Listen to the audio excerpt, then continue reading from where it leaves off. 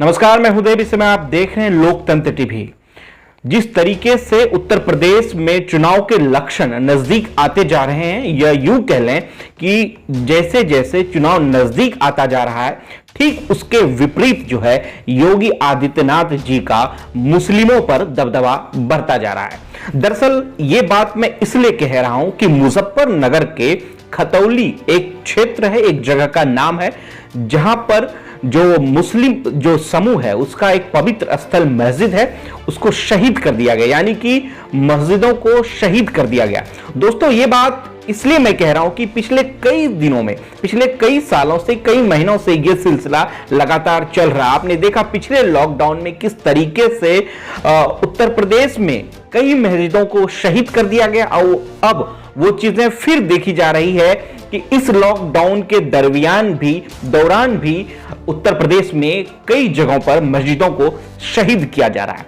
अब चीजों को समझिए, क्योंकि आने वाले कुछ महीनों में चुनाव है, फिर से एक वही तुष्टीकरण की जाएगी। हिंदू मुस्लिम की जो एक जातिगत या धर्म की जो तुष्टीकरण की नीति जो शुरू से करती आ रही है बीजेपी, जो एक बड़ा आरोप भी है, वो फिर से तौर तरीके से शुरू होने वाला है। अब इसमें एसडीएम इंद्रकांत द्विवेदी है, और ये जो शख्स है जिसे आप देख रहे हैं, इंद्रकांत द्विवेदी, जो लगातार ये कह रहा है कि मस्जिदों को गिराई जाए। अगर आपने एक हाथ से धक्का दिया होता तो मस्जिदों की जो दीवारें हैं वो खुद टूट जाती, ये इस वीडियो में कहा जा रहा है, जिसे आप सुन रहे हैं। दोस्तों, मैं एक बात आपको बता दूं कि इस मस्जिद की जो लगातार बात कर रहे हैं, स्थानीय लोगों से जब बात करने की कोशिश की गई तो लोगों ने कहा कि ये जो मस्जिद है पिछले 5 महीने पहले बना है, यानी कि पिछले 5 महीने पहले ही यह मस्जिद तैयार की गई है। ये वक्फ की जमीनें हैं, और इस जमीन पर तैयार की गई ये मस्जिद, जिसे अब किसी ब्राह्मण के द्वारा, किसी इंद्रकांत द्विवेदी के द्वारा तोड़ा जा रहा है। मुस्लिम धर्मों का सबसे पवित्र स्थान जो कहा जाता है, उसे तोड़ा जा रहा है। पिछले लॉकडाउन में भी तोड़ा गया, अब वो चीज फिर से दोहराई जा रही है, इस बार भी तोड़ी जा रही है। इस पे ओवैसी जी ने भी ट्वीट किया और तमाम बड़े बड़े नेताओं ने भी ट्वीट किया, जिसे मैं आपको पढ़कर सुनाना चाहता हूं कि दरअसल इस ट्वीट में क्या कहा है और इस मस्जिद का जो विवाद है वो क्या है। इंद्रकांत द्विवेदी एसडीएम है जिसने ये हरकत की है, और कहा जा रहा है कि वक्फ की जमीन पर यह मस्जिद बनाई गई थी। पिछले 5 महीने से इसमें नमाज भी चल रही थी, जिसे अब लोग वहां पर नमाज अदा नहीं कर पाएंगे, क्योंकि यह मस्जिद ऑलरेडी गिरा दी गई है। और सबसे बड़ी बात जो है, मस्जिद को शहीद करने से पहले वहां के मुतवल्ली के वक्फ से पूछा भी नहीं गया कि दरअसल ये मस्जिदें क्यों शहीद की जा रही है। अब आप समझेंगे कि मुतवल्ली क्या होती है। मुतवल्ली वो चीजें होती हैं दरअसल जिसमें जो एक रिस्पॉन्सिबल पर्सन होता है, जिसे कोई चीज जिसे ऑथराइज किया जाता है कि आप इस चीज की देखभाल करेंगे, केयर टेकर आप कह सकते हैं, या एक रिस्पॉन्सिबल पर्सन हम कह सकते हैं, उसे मुतवल्ली उर्दू अल्फाज में से लोग मुतवल्ली भी कहते हैं। और उनसे ये बात नहीं पूछी गई कि इस मस्जिद को गिराने का, इस मस्जिद को शहीद करने का क्या मकसद है, या ऐसा क्यों किया जा रहा है, बिल्कुल भी ये नहीं पूछा गया। अब दोस्तों, ओवैसी साहब क्या लिखते हैं, जो AIMIM के मुखिया हैं, दरअसल वो क्या लिखते हैं जरा सुनिए। योगी जी से उन्होंने कहा कि आपसे उत्तर प्रदेश संभल नहीं रही है योगी जी। पिछले कई दिनों में अस्पतालों में डॉक्टर्स की कमी है, बेरोजगार सड़कों पर घूम रहे हैं, रोजगार के कोई अवसर नहीं है। लॉकडाउन के इस दरमियान में लोग जो है दाने दाने को मोहताज हैं, यानी कि उन्हें 2 जून की रोटी तक नसीब नहीं हो पा रही है इस महामारी में, जहां एक तरफ हजारों लोगों की, लाखों लोगों की रोजगार जो है वो छीन चुकी है, जिससे आज कोई पूछने वाला नहीं है, कोई सवाल करने वाला नहीं। अगर आप सवाल करेंगे सरकार से, अगर आप सवाल करेंगे राज्य के मुख्यमंत्री से, जो इस देश का सबसे बड़ा राज्य माना जा रहा है उत्तर प्रदेश से, अगर मुख्यमंत्री से आप सवाल करेंगे तो आप पर NSA लगा दी जाएगी, आपकी संपत्ति को जब्त भी की जा सकती है। इस तरह का फरमान लगातार उत्तर प्रदेश में देखा गया है कि आप सवाल नहीं कर सकते हैं।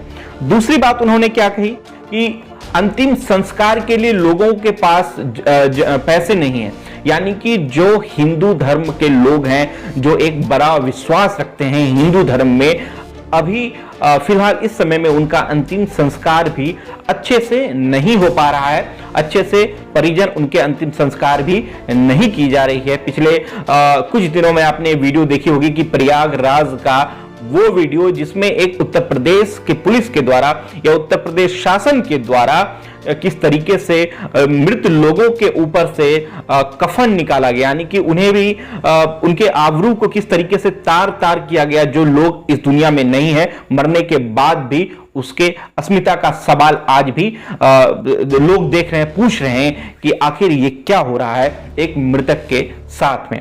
आगे उवैसी साहब लिखते हैं कि अगर ये चीजें, तमाम चीजें आपसे नहीं हो पा रही है, पिछले विकास नहीं हो पा रहे, पिछले 4 सालों में 5 सालों में विकास नहीं हो पा रही है, लोगों को सवाल पूछ, जब लोग आपसे सवाल पूछते हैं तो आप उन पे एनएसए ये तमाम ऐसी गतिविधियां उन पर लगा दिया जाता है, उन्हें रोकने की कोशिश की जाती है। और उन्होंने लिखा है कि पिछले कई सालों से जिस तरीके से मुस्लिमों पर अत्याचार किया जा रहा है, दुर्व्यवहार देखा जा रहा है इस सरकार के द्वारा, एक प्रश्न क्वेश्चनेबल जो है चीजें हैं जो लगातार अब सवाल से सरकार से पूछने पर लोग नजरों में लगातार आ रहे हैं। ये तमाम चीज ऐसे हैं जो लोग आज सवाल पूछ रहे हैं। दोस्तों, ये महज उत्तर प्रदेश की बात नहीं है, ये एक बड़ा राज्य, इसलिए जो घटना हो जाती है जाहिर सी बात है कि सोशल मीडिया के माध्यम से नजर आ जाती हैं। लेकिन अब एक बात और समझिए, ऐसे तमाम वो घटना जो लगातार मेन स्ट्रीम मीडिया कवर नहीं कर रही है, मेन स्ट्रीम मीडिया कवर करने से कतरा रही है, न जाने कैसे कितने ऐसे घटना होंगी जिसे लगातार समाज में दबा दिया जाता है बलपूर्वक, या फिर आर्थिक तंगी के जो लोग जिस आर्थिक तंगी से गुजर रहे हैं एकदम से उस पर अमूल्य कीमतें देकर उसे दबा दी जा रही है।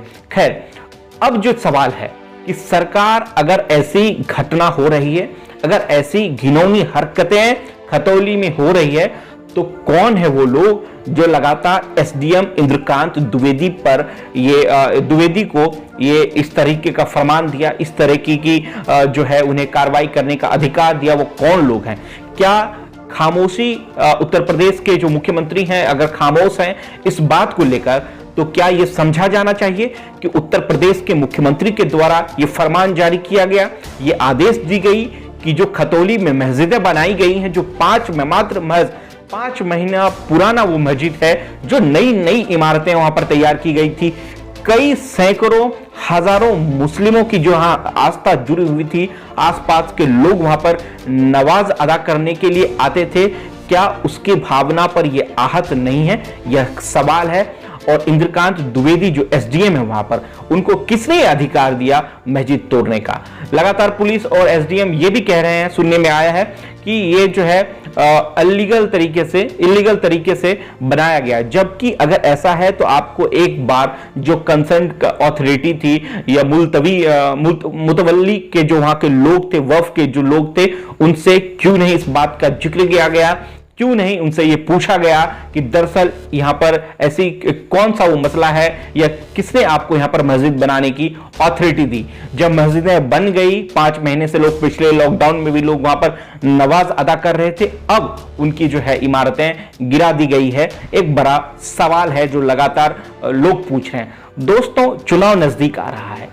आपने देखा पिछले विधानसभा चुनाव में किस तरीके से हिंदू मुस्लिम को बाइफरकेट किया गया, मुस्लिम महिलाओं को बाइफरकेट किया गया, ट्रिपल तलाक के नाम से, लफ्ज़ जिहाद के नाम से, इसी तमाम व्यवस्थाओं को लेकर हिंदू मुस्लिम के बीच बाइफरकेशन पैदा कर दिया जाता है, जिसे लोग जो है एक्सेप्ट भी कर लेते हैं। कुछ ऐसे लोग जिसे सामाजिक तौर पर ज्ञान नहीं है। मैं इसलिए ऐसा कह रहा हूं क्योंकि मजहबी धर्म पर, मजहब के तौर पर जो लोग लड़ रहे हैं वो दरअसल विकास की मांग कभी नहीं कर रहे हैं। कोरोना ने किस तरीके से जो है हेल्थ इंफ्रास्ट्रक्चर को तबाह कर दिया है, जगजाहिर कर दिया कि हमारे पास कुछ भी नहीं है। आखिर इस तरह की व्यवस्था कब तक चल पाएगा, जबकि आप सबसे बड़े सूबे के मुखिया हैं, मुख्यमंत्री हैं। ये ट्विटर से तमाम ऐसी चीजें और सोशल साइट्स पर ये वायरल हो रही हैं, जहां से हम आपको लगातार खबरें दिखाने की कोशिश की जा रही है। और उस वीडियो में आप साफ इस बात का सुन रहे होंगे, जिक्र हो रहा है कि एसडीएम इंद्रकांत द्विवेदी ने कहा कि अगर एक धक्का दीवार को दिया होता तो दीवारें गिर जाती। ऐसी तमाम बातें हैं जो लगातार अब सवाल के घेरे में मुख्यमंत्री योगी आदित्यनाथ और वो जो धर्म के ठेकेदार हैं वो भी आ रहे हैं। आखिर किसने ये अधिकार दिया है कि मुस्लिम धर्म से खेला जाए, जो लगातार सिलसिलेवार तरीके से देखा गया। दोस्तों, अगर आपको ये वीडियो पसंद आए तो जरूर आप हमारे चैनल को शेयर कर सकते हैं, सब्सक्राइब कर सकते हैं और लाइक भी कर सकते हैं। जय भीम, नमस्कार।